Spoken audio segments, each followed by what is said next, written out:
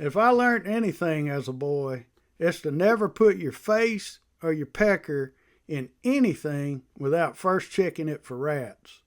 That's why I feel the same way about them blankets at the motel as I do the underwear at the thrift store. And that's why I'm not going to buy a truck from a woman from Arkansas.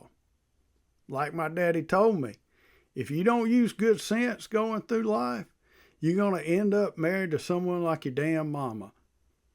But it was Mama's sister, Melma, that named my cousin Flapjack on his birth certificate, and that's what pissed Daddy off after they got married. Flapjack was the name of this dog my daddy had when he was a boy. It's the one that got the rabies and ran inside the Dollar General and bit all them people.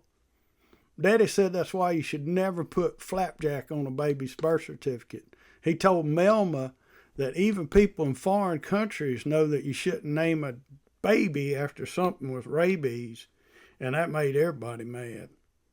But Daddy knew all about the foreign countries.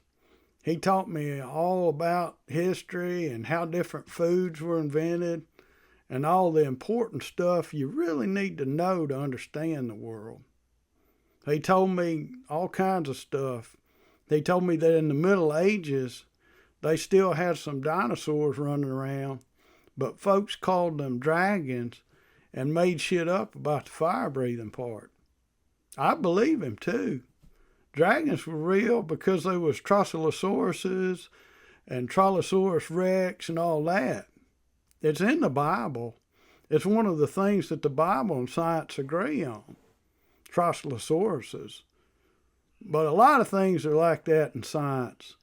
There had to be volcanoes first, or we would have never come up with the idea of a flushing toilet. See, nature is always a source of inspiration, but science is always telling you what to do, like not eat the good shit that gives you cancer.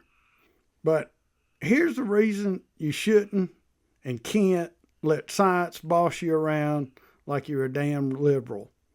Them marks on that rock might be a fossil, but it also might be where a dinosaur put a cigarette out on a damn rock.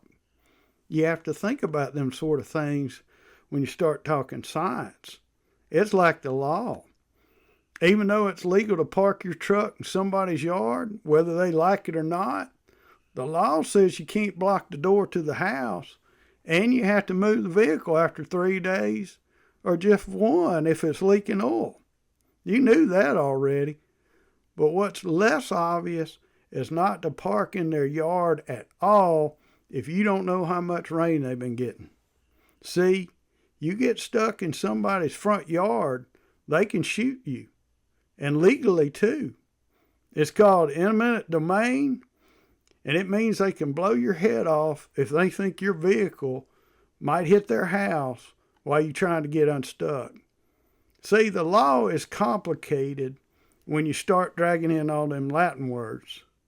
That's why Jesus didn't speak in Latin. He wanted ordinary folks to understand him. Jesus wouldn't have said in a minute domain. Jesus would have said, don't hit my mobile home or my house or whatever when you gun that thing. Them tires are going to catch all of a sudden, and then your ass is going to come flying all the way through the living room. Ain't no Latin in that, and ain't no need for any. But back to what I was saying, life is more simple if you don't park in folks' yards, and it don't matter how much Latin your lawyer knows if they blow your head off.